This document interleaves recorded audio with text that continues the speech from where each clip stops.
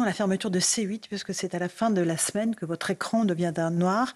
Franck Apieto est avec nous, directeur général de C8. Bonsoir Franck. Bonsoir Laurence. Merci d'être avec nous.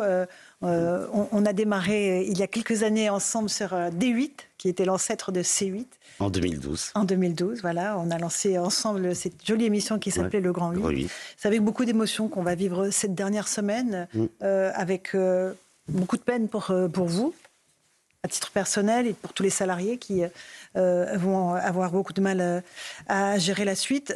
On va écouter d'abord Franz-Olivier Gisbert, Franck, qui ce matin a estimé que c'était une décision politique. Puis après, on écoutera Emmanuel Macron. Vous nous direz comment vous vous situez entre ces deux versions-là. Mais d'abord, Franz-Olivier Gisbert, ce matin, chez Sonia Mabrouk. C'est évidemment une décision politique, c'est une honte. L'ARCOM est un peu, fait un peu ce que le pouvoir lui dit, d'une manière ou d'une autre. C'est le faux nez de... oui, bien sûr, et Emmanuel Macron, évidemment, est derrière tout ça.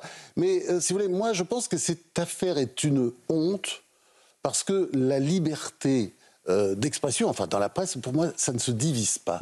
Et si vous voulez, moi, je fais partie d'une génération qui a adoré qui adore toujours d'ailleurs, mais enfin c'est vrai peut-être de moins en moins, puisque tout ça au départ, c'était l'idée de supprimer CNews, parce qu'il ne faut pas se raconter d'histoire. Enfin on l'a lu, on l'a vu, on l'a entendu, on a entendu des dirigeants dire faut arrêter CNews, etc.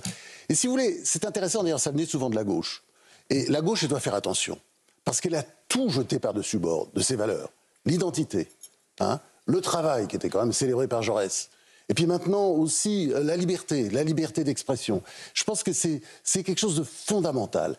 Pour Franz-Olivier Gisbert, Franck Apieto, directeur général de C8, comment est-ce que vous vivez cette dernière semaine ?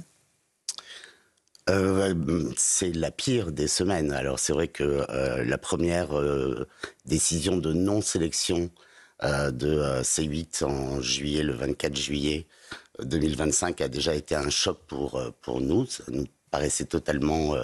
inimaginable, parce qu'on est une chaîne unique et je pense que l'ARCOM le sait très bien, puisque eux-mêmes nous avaient imposé un conventionnement unique. Donc c'est la seule chaîne qui est dite 7 quotidiennes, qui a 7 hebdomadaires le week-end.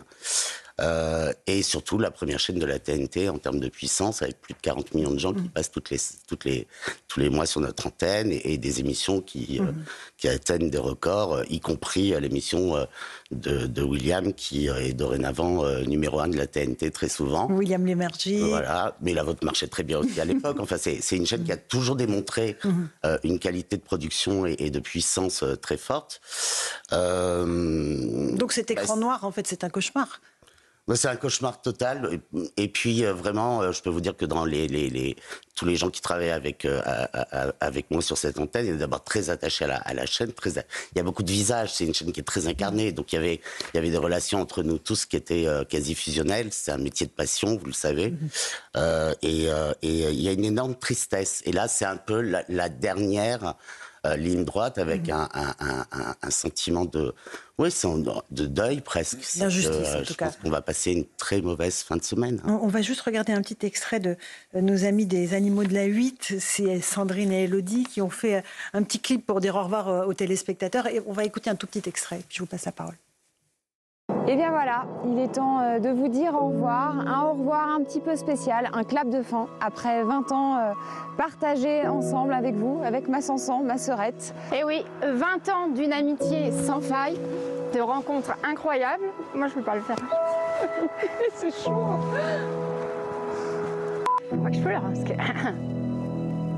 Une aventure humaine incroyable où nous avons rencontré des passionnés extraordinaires avec leurs animaux. Nous avons parcouru la France, l'Europe, même le monde.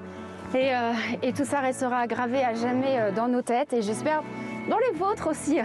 Ça c'est sûr. On remercie bien évidemment toutes les équipes qui nous ont suivis pendant 20 ans. Les journalistes, les monteurs, les ingénieurs du son, nos cadreurs qui sont toujours là avec nous dans des aventures incroyables. À se casser la figure. Bien évidemment, on remercie toutes les équipes C8, Canal+, Janton Productions. Tout le monde. Merci d'avoir été présents, merci de nous avoir suivis. Alors on espère en tous les cas vous retrouver très prochainement pour de nouvelles aventures. On vous embrasse fort. On vous aime. Voilà pour l'émotion de Sandrine et Elodie. C'est la vôtre aussi, j'imagine, Franck Apieto. C'est super dur pour moi de voir ces images. Je les ai vues ce week-end et c'était le au revoir de Sandrine des Animaux de la 8. C'était aussi le au revoir d'Humain qui fait du bien, de Direct Auto, d'Envie d'agir, de Job. Donc voilà, j'ai les larmes aux yeux à chaque fois. Je frissonne. Je sais ce que c'est pour les équipes, pour ces jeunes femmes qui sont réellement des passionnées. C'est pas, elles rêvent pas d'être animatrices. Elles sont adorées des Français. Les Français adorent cette émission, Les Animaux de la 8. Et elles ne cachent rien. Donc, évidemment, l'émission n'était pas en direct. On a laissé la prise où Sandrine craque parce que c'est vraiment l'émotion qu'on a. Ouais, alors c'est dur pour moi de voir ça parce que tout ce week-end j'ai assisté à ces adieux. Il va en avoir d'autres dans la semaine. Philippe Labro va terminer mercredi soir. Enfin voilà, tous les jours c'est un peu la sanction. Et est-ce que c'est une décision politique? Pour moi, c'est une décision éminemment politique. Oui.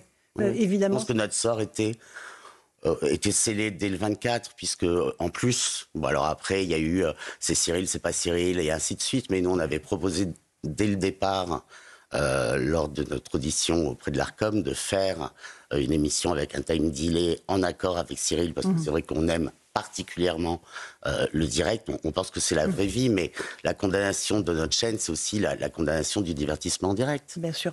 Franck Rappietto, vous restez avec nous. On va juste faire un tour en direct à Washington, puisque l'actualité, évidemment, s'impose à nous. Emmanuel Macron, qui est sur le perron de la Maison-Blanche avec Donald Trump. Donald Trump semble s'exprimer de très loin. Alors, je ne suis pas sûre. On va tendre l'oreille. Ouais, on attend à peine ce qu'ils se disent parce qu'ils parlent de très loin aux reporters américains et français. On voit le président Macron qui met la main sur le cœur. Ils vont faire une conférence de presse, on la suivra en direct à 20h. Et évidemment, le cœur des discussions, c'est l'Ukraine, c'est le sort de l'Ukraine, ça y rentre à l'intérieur de la Maison-Blanche. Et on en saura plus sur la façon dont le président français a pu ou non infléchir Donald Trump sur sa position sur l'Ukraine. Joseph, un tout petit mot, puis après on termine sur C8 si vous permettez. Dans la gestuelle, Emmanuel Macron arrête d'essayer de prendre la personne parce que ça c'est un détail. On va l'écouter, Emmanuel Macron. Ça en dit beaucoup. Bon, on va l'écouter parce qu'il a parlé de C8. Il a été interpellé au Salon de l'Agriculture, mon cher Franck Rappietto, par Élodie Huchard, qui est du service politique de CNews, sur le fait que la fermeture de C8 n'est pas une décision politique. On l'écoute. De là où je suis, je ne peux pas commenter les décisions qui sont prises par une autorité administrative indépendante qui applique la loi. Il faut simplement s'assurer que ces décisions sont prises conformément à la loi et qu'elles sont ensuite faites sous le contrôle du juge, ce qui a été le cas de ces décisions qui ont fait l'objet de recours, et le juge les a confirmées. Ce qui ne m'empêche pas d'avoir une pensée pour les collaboratrices et collaborateurs qui sont impactés par ces décisions. Donc j'espère qu'ils pourront, dans le cadre des autorisations nouvelles qui ont été données sur le domaine hertzien, retrouver un avenir. Et que ce soit les vedettes, les gens qu'on ne voit pas forcément. Moi je suis pour que les gens qui ont du talent puissent travailler. Non, ça n'est pas vrai. Ce n'est pas une décision politique du tout. Et d'ailleurs, c'est rassurant. Et la loi a été conçue pour que ça ne soit pas une décision politique. Ce n'est pas à l'arbitraire, ni d'un ministre, ni du président, d'ouvrir ou de fermer une chaîne. Vous savez, on oublie de dire que ces chaînes, en fait, c'est l'occupation du domaine public. Donc c'est normal qu'il y ait une autorisation. Il y a un cahier des charges et la loi est appliquée par une autorité qui regarde si c'est le cas ou pas. Et elle le fait aussi sous le contrôle du juge. Il y a un droit au recours. Moi, je suis dans mon rôle simplement à dire il faut que chacun soit dans son rôle et que personne ne déborde. Voilà pour Emmanuel Macron sur C8. Gauthier Lebret, qu'est-ce qui s'est passé après avec Élodie Huchard ? Je crois qu'on lui a reproché d'avoir posé la question à ce moment-là. Je crois que c'était le moment, visiblement, qui était mal choisi pour l'Élysée. Nous aussi, c'est pas le bon moment pour fermer une chaîne. Voilà. Et il y a quand même plusieurs choses dans ce que dit le président de la République. Déjà, il dit que les 400 salariés de C8 vont pouvoir retrouver un emploi, sans doute, sur les 2 nouvelles chaînes qui doivent ouvrir. Je rappelle que c'est pas du tout le même business model que C8, que c'est des budgets. Il n'y a aucune passerelle. Franck Rappietto. Il n'a pas vu les projets. De toute façon, on est jugé par des gens qui soit ne la regardent pas, la télévision, soit ne la font pas. Donc ils parlent très souvent sans connaître notre industrie et notre façon de travailler. Les 2 projets qui ont été sélectionnés, ils ont leur vertu, mais certainement pas la capacité d'accueillir 400 employés demain. Il n'y a pas cette ambition-là, il n'y a pas les budgets. Il y a même une chaîne qui a un budget moins 10 ans que ces stars que je dirige aussi. Donc on est très loin de pouvoir créer 400 emplois. On parle de Ouest France. Joseph Massescaron, rapidement. Rapidement, il a entendu que Emmanuel Macron ne s'occupe jamais de médias. De même qu'il ne s'est jamais occupé, par exemple, de Marianne. Et lorsqu'il disait pas d'aide publique au journal Marianne, sauf si vous changez de directeur de rédaction. Le directeur de rédaction, je vous rassure, a été changé. D'accord. C'était moi, le directeur de rédaction. Ah oui. Voilà. Donc c'est pour ça que je connais un peu l'épisode. Donc quand j'entends que Emmanuel Macron ne s'occupe absolument pas de médias et ne fait aucune... Ça vous fait doucement rigoler. Et nous, pas tellement. C'est assez farce. Jean-Sébastien. Sa chaîne est approche. Sur l'aspect politique. Jean-Sébastien, Ferjou et après. Quand même, les nominations, c'est Emmanuel Macron qui prend un certain nombre de décisions de nomination, que ce soit les magistrats du Conseil d'État, le président du Conseil d'État, que ce soit les nominations qui sont faites à la tête de l'Arcom. Et le raisonnement qu'emploie Emmanuel Macron, vous savez, c'est exactement le même. C'est la même. On fait des reproches à la Hongrie sur la manière dont la Hongrie gère les médias, mais il y a des tribunaux qui prennent. Non, mais juste pour dire que le raisonnement purement formel qu'adopte Emmanuel Macron, il est totalement hypocrite parce que d'autres régimes sont condamnés par l'Europe alors qu'ils déploient des raisonnements exactement similaires aux siens. Il me semble qu'en matière de liberté d'expression, il y a un principe de proportionnalité, quels qu'aient pu être les manquements éventuels ou sanctionnés de C8 vis-à-vis de sa convention, il n'y a pas en l'espèce de proportionnalité entre la décision qui a été prise de la culture du mépris et les manquements. Et ne parlons pas de la culture du mépris social. Vis-à-vis des salariés. Du mépris social. Mais pas juste des salariés, vis-à-vis des téléspectateurs. En gros, les salariés n'ont qu'à traverser la rue. C'est exactement la même chose. C'est toujours la même chose, oui. Franck Apieto. Non, mais il y a... Bon, de toute façon, il dit beaucoup de choses. Il parle de RTL, on n'est pas dans le RTL, on est dans la TNT. Il dit qu'on occupe un réseau appartenant à l'État, mais d'histoire, à chaque fois qu'un canal a été vendu, c'est le propriétaire, enfin soi-disant propriétaire. Donc si c'est l'État, c'est pas l'État qui a touché l'argent après la vente de numéro 23 ou du dernier groupe BFM, RMC et compagnie. L'argent rentre dans la poche d'un propriétaire qui n'est pas l'État. Donc tout ça est quand même assez particulier. Et je pense qu'il y a un déficit de liberté de parole qui est inquiétant pour l'avenir. C'est-à-dire que je comprends, moi j'ai évidemment plein de gens qui réagissent et qui disent d'abord qu'ils n'y croient pas et qui disent mais on vous tue pourquoi? C'est-à-dire quelle est la raison? Mais il y en a pas. Quelle est la raison? Rachel. Alors, moi j'ai lu ce qu'a dit l'Arcom. Raison objective, il y en a pas. L'Arcom, c'est oui, l'audience, effectivement, vous êtes puissant, mais je vous rappelle que TF1 fait 18%. En quoi vous êtes très différenciant par rapport à TFX? TFX, une chaîne qui édite 7 quotidiennes par jour, 7 hebdomadaires. TFX, elle édite quoi? Qui sont les visages de TFX? Qui est capable de mettre un nom rattaché à TFX? Mais tout le monde a compris que la décision, évidemment, vous l'avez dit, elle est politique. Moi, ce qui me gêne dans ce que dit Emmanuel Macron, c'est que personne n'assume rien. C'est dire, voilà, il y a une autorité indépendante, c'est pas moi qui ai pris la décision. En réalité, ça fait très longtemps qu'on sait que C8 était dans le viseur du gouvernement, de l'exécutif de manière générale, et c'était malheureusement très difficile de s'en sortir en dépit de très bons résultats, de performances en termes d'audience et d'un public fidèle. C'est ça qui est scandaleux. Rachel. Non, mais c'est juste un mot sur cette notion d'espace public, le domaine de l'État en fait. Quand on voit que sur le territoire national, il y a des territoires perdus de la République où même les policiers n'arrivent pas à rentrer, effectivement, ça serait bien que le président s'attache à l'ensemble des domaines de l'État. Là, on avait un domaine de l'État où les personnes faisaient leur travail, où d'ailleurs des personnes ont déjà été jugées. Donc il y a un principe en droit, c'est le non bis in idem, on ne rejuge pas sur les mêmes faits. Et par ailleurs, eh bien, on a l'ensemble une bonne partie des citoyens qui vont être tristes cette semaine et finalement leur parole, elle aussi, elle est punie.